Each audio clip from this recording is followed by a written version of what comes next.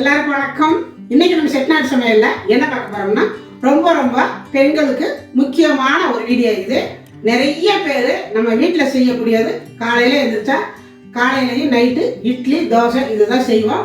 இதில் வந்து மெயினாக நம்ம வந்து இட்லியோட தோசை தான் நம்ம வீட்டில் இருக்கிற பிள்ளைங்கள்ல இருந்து எல்லாருமே விரும்பி சாப்பிட்றாங்க. டக்குன்னு இட்லி குண்டா வச்சு இட்லி ஊற்றுறத விட தோசைக்கல்ல வச்சு 2 தோசை ஊற்றி சாப்பிட்டு போயிடுறாங்க. அப்படியே ஊற்றி அந்த தோசைக்கல்லாம் என்ன ஆயிடுது, நல்லா கருப்படிச்சு போயிடுது. கல்லை வந்து நல்லா ஹீட் பண்ணிட்டு தோசை ஊற்றுறான், அப்புறம் அதில் எண்ணெய் ஊற்றுறான். அந்த எண்ணெயும் அந்த ஹீட்டை சேர்ந்து அப்படியே பிடிச்சிது.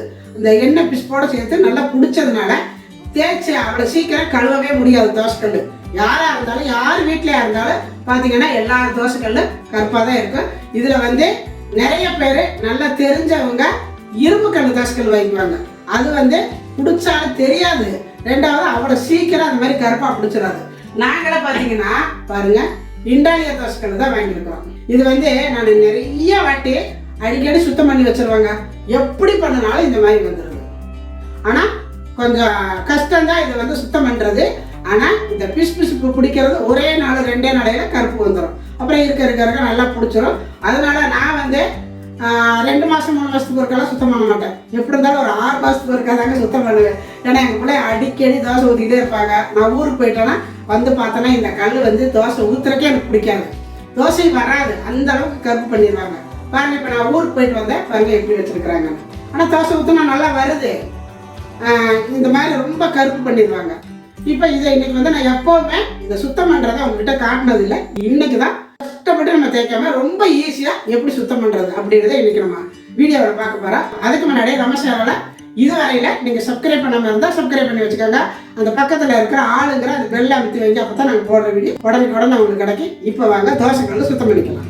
நல்லா அடுப்பத்தை வச்சு தோசைக்கல்ல இதில் வச்சு நல்லா ஸ்பீடாக வச்சுட்டு இப்போ நம்ம தோசைக்கல்ல அடுப்பில் வச்சு நல்லா பழுக்க சூடு பண்ணிக்கணும். அப்போ தான் நம்ம வந்து சுரண்டி எடுக்கிறதுக்கு ஈஸியாக இருக்கும். இப்போ பாருங்கள் தோசைக்கல் நல்லா சூடாயிடுச்சு. நல்லா சூடாகி நல்லா அப்படியே பழுத்து புகை வருது பாருங்கள். இந்த மாதிரி நல்லா சூடு பண்ணிவிட்டு பாருங்கள், இந்த கை பிடிக்கிட்டு தான் நிறைய எண்ணெய் பிடிச்சி அந்த தோசையெல்லாம் வந்து அப்படியே நிற்காது பாருங்கள், பிடிச்சி எரியுது பாருங்கள் சூடானவங்க. பார்த்தீங்களா, இந்த மாதிரி இந்த இடமெல்லாம் நல்லா சூடு பண்ணிக்கணும். இந்த மாதிரி நல்லா சூடு பண்ணிவிட்டு உங்களுக்கு கத்தியோ இல்லை இந்த மாதிரி ஏதோ ஒன்று பாருங்க, ஈஸியாக பண்ணுறது பாருங்க. இந்த இடமெல்லாம் பாருங்க, இது ஒரே தேய்ச்சாலே வந்துடும் போல. ஆமாம், இப்படி தான் நான் தேய்ச்சி வைக்கிறேன். நீங்களாம் வந்து நான் ஊருக்கு போயிட்டு வர்றதுல அப்படியே கறி பண்ணிடுறீங்க பாருங்க. இது தெரிக்குது, அந்த கறியெல்லாம் தெரிச்சு நம்ம மேலே விழுகும் பொழுது சூடாக இருக்குது.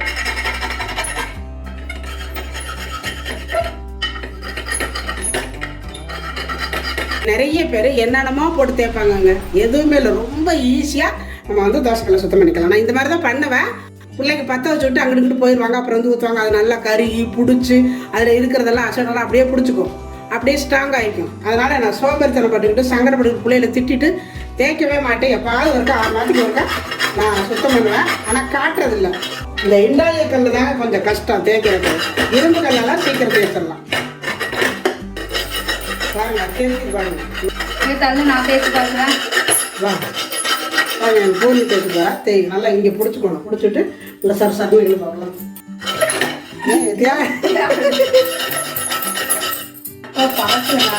தெரிக்குதா, மேலே தெரிக்கிறதெல்லாம் சுடும், நிற்க மாட்டேங்குது தெரியுதா? இங்கே வராங்க, நடுவில் கீச்சல் விழுகக்கூடாது. அது வந்து பாருங்க எல்லாரும் தேய்க்க முடியாது. நான் தேய்க்கிற மாதிரி ஸ்ட்ராங்காக பிடிச்சிக்கணும். இங்கேயும் ஸ்ட்ராங்காக பிடிக்கணும், அங்கே கையும் ஸ்ட்ராங்காக இருக்கணும். இப்படி பண்ணணும் அந்த நான் பாருங்க இங்கே வருங்க, சுத்திக்காது. இப்போ நீ தேய்க்கிற பாருங்க, இப்படி தேய்க்காத. சரி பூர்ணிக்கும் பாருங்க ஈஸியாகவே வருங்க. அடுப்பை வந்து இப்போ நான் குறைச்சி வச்சுருக்கிறேன். ஆஃப் பண்ணலை, ஸ்பீடாகவும் இல்லை, குறைச்சிருக்கிறேன். அதுக்குள்ளே தேய்ச்சி முடிச்சுட்டேன். எவ்வளோ பாருங்க பளிச்சுன்னு வந்துருக்குது. 5 நிமிஷம் கூட ஆயிருக்காது. ஏமா தோசைக்கல் சூடாகிறது மட்டும்தான். ஆமாம், தோசைக்கல் சார் இருக்காது, சிலருக்கு எதுவுமே இருக்காதுல்ல. உங்ககிட்ட அந்த மாதிரி கம்பி இல்லைன்னா நல்லா கனமான தோசை திருப்பி இருந்தாலும் போதும். பாருங்க இதுவும் நல்லா பாருங்க, லேசான தோசை திருப்பி போட்டிங்கன்னா வளைஞ்சு போயிடும். இப்போ பாருங்க இதில் உள்ள கறி பூரா நான் கொட்டுறேன் பாருங்க. சுற்றி கிடக்கிறதெல்லாம் நான் கூட்டி காட்டுறேன்.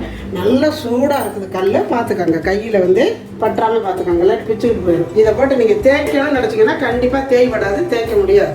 இது வந்து வேறு ஒன்றுமே இல்லை. அதாவது நம்ம ஊற்றுற அந்த மாவு எண்ணெய் இதெல்லாம் சேர்ந்து நல்லா பிடிச்சி ஸ்ட்ராங் ஆகிக்கிறது, அவ்வளவுதான் டிஃப்ரென்ஸு. இதை கவுத்துக்கோங்க.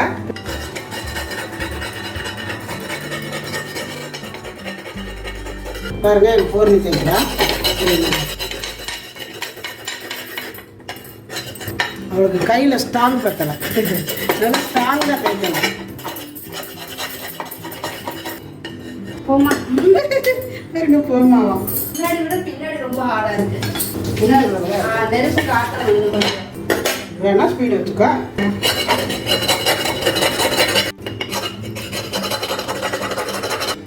எல்லாமே நல்லா தேய்ச்சாச்சு. இப்போ எதனா வந்து குறைப்பாக அங்கனக்கு திக்கு திக்காக நிற்கும். இப்போ நம்ம இந்த மாதிரி ஒரு நார் எடுத்துக்கோங்க. இந்த புல்லாத்தையும் இப்படி தேய்ங்க. தண்ணி தொடக்கூடாது. தண்ணி தொட்டிங்கன்னா மறுபடியும் போய் சப்புன்னு பிடிச்சிக்கும்.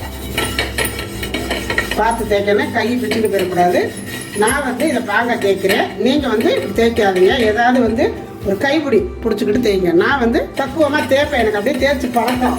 இப்போ அடுப்பை நான் குறைச்சி தான் வச்சுருக்கிறேன். ஆனால் கல் நல்லா ஹீட்டாக இருக்குது. இதில் இருக்கிறது வந்து வெள்ளையா சீக்கிரம் இடத்துல சோப்பு போட்டு தேய்ச்சாலே வந்துடும்.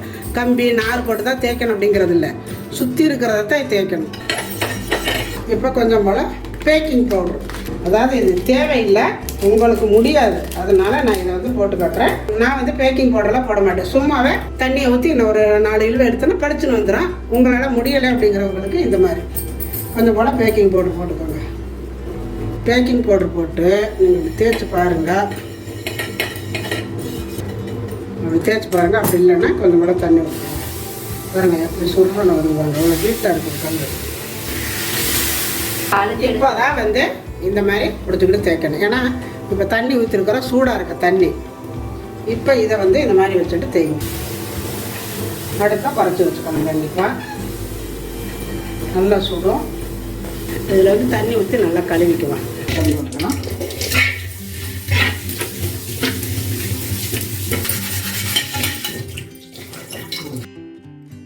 மறுபடியும் லைட்டாக தான் ஒரு நாரை போட்டு லைட்டாக ஒரு தேய்ச்சி வச்சுருக்கிறேன். தேய்ச்சிட்டு அடுப்பை பற்ற வச்சுட்டு தோசைக்கல் அடுப்பில் வச்சுருக்கிறேன். இப்போ கொஞ்சம் போல் லெமனில் பாதி லெமன் எடுத்து இப்படி ஏதாவது ஒரு கம்பி வச்சு குத்திக்கோங்க. இதெல்லாம் இந்த லெமன் ஃபுல்லாமே அந்த அரை லெமனைங்க பாருங்கள் இந்த மாதிரி பண்ணி விட்ருங்க.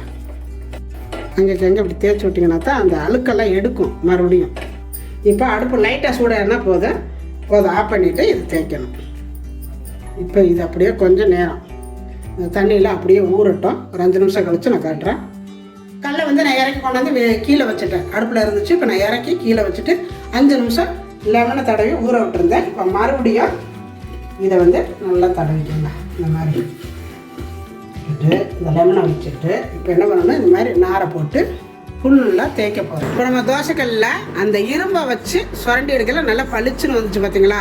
அதே மாதிரியே நடுவெல்லாம் கூட நம்ம சுரண்டி எடுத்துருக்கலாம். நான் ஏன் எடுக்கலன்னா, அதுக்கு மேலே நம்ம சுரண்டணும்னா ரொம்ப கீச்சல் விழுந்துருச்சுன்னா தோசை வராது. அப்புறம் கஷ்டப்பட்டு ரொம்ப பழக்கி மறுபடியும் எடுக்கணும் தோசை ஊற்றி. அதனால தான் நான் ரப்பாக தேய்ச்சிட்டு விட்டுட்டேன். நீங்கள் வேணும்னா இன்னும் கூட தேய்ச்சி எடுத்துக்கலாம். நம்ம வந்து நல்லா ஹீட்டாக இருக்கும் பொழுது அந்த கம்பி வச்ச சுரண்டையில் கூட கொஞ்சம் ஈஸியாக தான் சுரண்டனா வந்துடும். இப்போ தேய்க்கும் பொழுது நல்லா வந்து, ஏன்னா தண்ணி பட்டுருச்சுனால அந்த கறி போகாது, கருப்பு போகாது. இப்போ நம்ம தண்ணி போட்டுட்டோம். இப்போ வந்து இருக்கிற கறியெல்லாம் சுரண்டி எடுக்கணும்னா நல்லா தேய்க்கணுங்க. நம்ம கை நல்லா பலம் கொண்டு தேய்க்கணும். பாருங்க, எனக்கு பூர்ணி தேய்ச்சிட்டு போக என்னால் தேய்க்க முடியலன்ட்டு போயிட்டான்.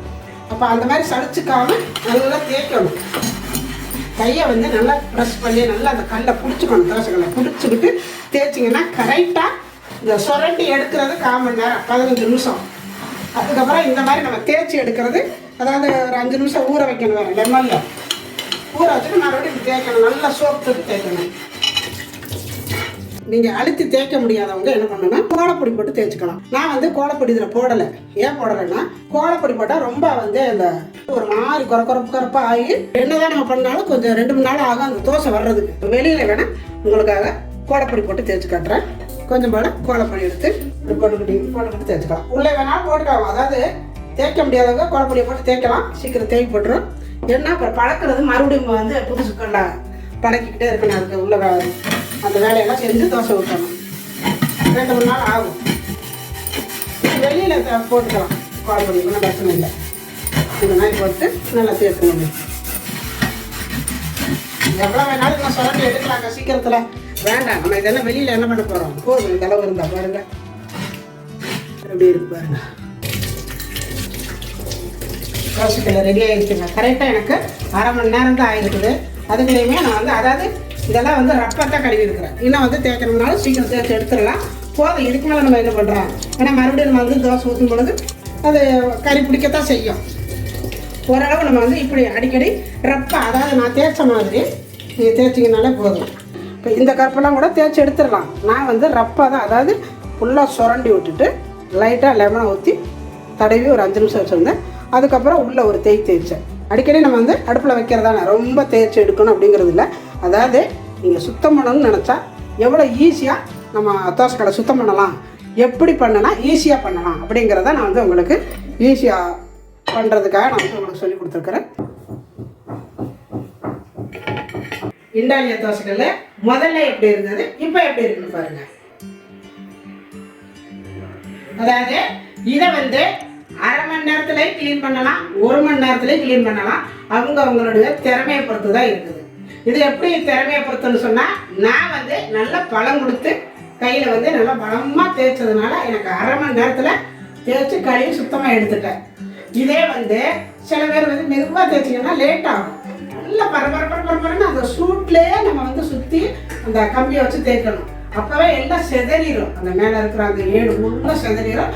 அதுக்கப்புறம் அப்போவே சூட்டோட அந்த நாரை வச்சு தேய்ச்சோம்னா இருக்கிற 1-2 தேய்ச்சிக்கிட்டு வந்துடும். அவ்வளோதான். கறிப்பு இருக்கிறக்கல்ல எப்படி க்ளீன் பண்ணுறது குயிக்காக 1/2 மணி நேரத்துக்குள்ள அப்படிங்கிறத இன்றைக்கி நம்ம வீடியோவில் நான் சொல்லியிருக்கிறேன். இப்போ நம்ம இந்த கல்லை வச்சு, அதாவது இதெல்லாம் பளிச்சுன்னு தேய்ச்சி எடுத்துட்டோம். இதில் வந்து எப்படி தோசை ஊற்றுறது, அதாவது மறுபடியும் ஒட்டாமல் நல்லா ஈஸியாக, நான் ஏற்கனவே வந்து புதுக்கல்லில் தோசை ஊற்றி கட்டி ரொம்ப ஈஸியாக வந்துச்சு. அதே மெத்தடில் இதுலேயும் நம்ம வந்து ஈஸியாக தோசை ஊற்றலாம். நான் அதே உங்களுக்கு நான் ஊற்றி காட்டுறேன். இப்போ தோசை ஊற்றிக்கலாம். இந்த மாதிரி நல்லா காம்பு நீளமாக இருக்கிற மாதிரி எடுத்துக்கோங்க. எடுத்துட்டு இதையும் கூட அப்படி லைட்டாக குறுக்குன்னு இருக்கும். இப்போ இந்த மாதிரி பிடிச்சிக்கோங்க. வந்து கொஞ்சம் போல் எண்ணெய் விட்டுக்கோங்க. எண்ணெய் விட்டுக்கிட்டு தேய்ங்க. வெறுங்கல்லில் தேய்க்கிறத விட எண்ணெய் விட்டுக்கிட்டு தேய்ச்சிங்கன்னா தான் நல்லா வலுவழுப்பாக கிடைக்கும் கல். ஓர சாதனம்லாம் தடவிங்க. நல்லா இந்த மாதிரி தடவிட்டு ஒரு முட்டையை கொத்து வச்சுக்கோங்க. இந்த மாதிரி ஃபுல்லாக ஊற்றிக்கோங்க. கொஞ்சம் போல் சால்ட்டு போட்டுக்கோங்க. இந்த ஈரத்தன்மையிலேயே ஃபுல்லாகவே கிடைக்கணும் பாருங்கள். இங்கேருந்து வந்துடணும். அதில் பெப்பர் போட்டுக்கோங்க. இது வந்து நல்லா கழுவி சுத்தமாக எடுத்துட்டோம். அதனால் இது நல்லா சாப்பிடலாம். முட்டையெல்லாம் கீழே போட்டுருங்க. இதில் என்ன பண்ணணும், இப்போ மறுபடியும் கொஞ்சம் போல் எண்ணெய் விடுங்க. நான் அடுப்பை வந்து சுலவில் வச்சுருந்து இப்போ கொஞ்சம் கூட வச்சுருக்கேன். எந்தெந்த இடத்துல நல்லா வருது, எந்தெந்த இடத்துல பிடிக்குதுன்னு தெரியும். இப்போ வந்து அடுப்பை ஸ்பீடாக வச்சுருந்து இப்போ குறைச்சிருங்க பாருங்கள். ஏன்னா நம்ம நல்லா தேய்ச்சிருக்கிறோம். நடுவே நான் எப்படி தான் தேய்க்கலைனாலும் அப்பப்போ அந்த நார் போய் பட்டுருது. அதனால் நல்லா நம்ம வந்து ஃப்ரை பண்ணி எடுத்துக்கலாம். எடுத்துட்டு பாருங்கள் பிடிச்சிருக்கு. இதெல்லாம் அப்படி தள்ளி கொடுத்தாங்க. ஃபஸ்ட்டில் தேய்ச்சோம்ல அந்த வெங்காயத்தை நல்லா அது மாதிரி காம்பை வெட்டிட்டு, இப்போ அதே வெங்காயத்தை நல்லா பொடியாக வெட்டி வச்சுருக்கிறோம். இப்போ இதில் போட்டுக்கோங்க. போட்டுட்டு கொஞ்சம் போல் எண்ணெய் விட்டுக்கோங்க. இந்த மாதிரி அடுப்பை கண்டிப்பாக சுலவில் வச்சுக்கோங்க. வச்சுட்டு இந்த மாதிரி பொறுமையாக இந்த வெங்காயத்தை வேக விடுங்க. ஏன்னா அன்றைக்கி நான் வந்து புதுக்கல்லில் பார்த்தீங்களா தோசை ஊற்றின ரொம்ப ஈஸியாக இருக்கும். அது எப்படின்னு கேட்டிங்கன்னா, அவங்க வந்து நல்லா தட்டிட்டு நல்லா நைஸாக தேய்ச்சி அது மேலே எண்ணெயை தேய்ச்சி வச்சுருப்பாங்க. விற்க தொட்டி அது விளக்கண்டே ஏதோ ஒரு ஆயில் தடவுவாங்க. அதில் வந்து இந்த ஆயில் வந்து ரொம்ப நாளைக்கு நல்லா பிசு தன்மையோடு இருக்கும் அந்த தோசைக்கல். அவங்க விற்க தொட்டி அது அப்படியே அந்த ஆயிலோடவே இருக்கும். அதனால் நம்ம வாங்கிட்டு வந்து அதில் வந்து ஈஸியாக நம்ம தோசை ஊற்றிடலாம். இந்த மாதிரி நம்ம கழுவிட்டு ஊற்றினோம்னா கண்டிப்பாக வந்து நல்லா இந்த மாதிரி பழக்கணும். இப்போ வெங்காயம் நல்லா வெந்துருச்சு, அதை எடுத்துக்கலாம். இப்போ மறுபடியும் இதில் கொஞ்சம் போல் எண்ணெய் விடுங்க. இப்போ வந்து நான் தோசை ஊற்ற போகிறேன். கொஞ்சமாக எடுத்து இந்த மாதிரி ஃபஸ்ட்டு, அதாவது ஊற்றப்ப மாதிரி தான் ஊற்றணும். நைஸாக எடுத்துடக்கூடாது, கல் ஃபுல்லாக எடுத்துடக்கூடாது. இந்த மாதிரி ஊற்றிக்கணும். இப்போ நான் வந்து அடுப்பு வந்து ஸ்லோவில் தான் இன்னும் மட்டும் இருந்துச்சு. இப்போ லைட்டாக தூண்டி விட்டுக்கலாம். லைட்டாக இருந்தது மேலே வந்து எண்ணெய் போட்டுக்க. இது சுற்றியே போடுங்க. இந்த 1-2 தோசைக்கு எண்ணெயை பார்க்கக்கூடாது நம்ம. ஏன்னா கல் நல்லா பழகணும்னா இந்த மாதிரி செய்யணும். நல்லா இதை சுற்றியும் விடணும், நடுவையும் விடணும். தோசை ஊற்றுறதுக்கு முன்னாடி கீழே கல்லுலையும் விடணும். அப்போ தான் அந்த தோசை எடுக்கிறதுக்கு வரும். இப்போ எடுத்துக்கலாம். பாருங்கள் கரைஞ்சி விட்டோன்னே எப்படி வருதுன்னு. கரெக்டாக ஃபஸ்ட்டில் வந்து ஊற்றி பார்த்துக்கணும். ஒரு தோசை வரும், ஒவ்வொன்றும் வராது. ஃபுல்லாக ஃபஸ்ட்லேயே ஊற்றிடாதீங்க. பார்த்தீங்களா எப்படி வந்திருக்கான்னு. உடனே வந்து கண்ணாப்பின்னு இழுத்துடக்கூடாது. இப்போ வந்து எண்ணெய் விட வேண்டாம். இப்போ ஒரு வெள்ளை விட்டு ஒரு கரண்டி விட்டு ஃபுல்லாக இழுங்க. கொஞ்சம் ஃபுல்லானா அதாவது உடனே ஃபுல்லாக இழுத்துடக்கூடாது. ஒரு 3/4 வாசிக்கு இழுக்கணும். ஒரு கரண்டி மாவில் 3/4 வாசிக்கு இழுத்துக்கோங்க. இந்த ரவுண்டில் தான் கண்டிப்பாக விடணும். பாருங்க அவ்வளோதாங்க.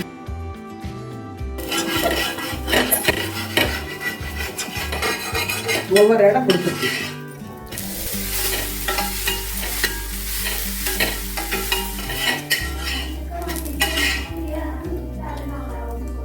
கல் ஃபுல்லாகவே ஊற்றிக்கலாம். ஒன்றும் பயனில்லை. பாருங்க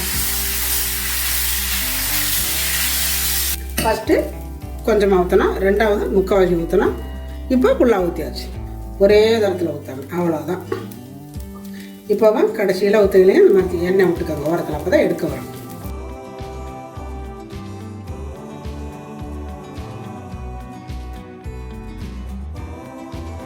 சூப்பரான தோசை ஊற்றியாச்சு, அவ்வளவுதான்.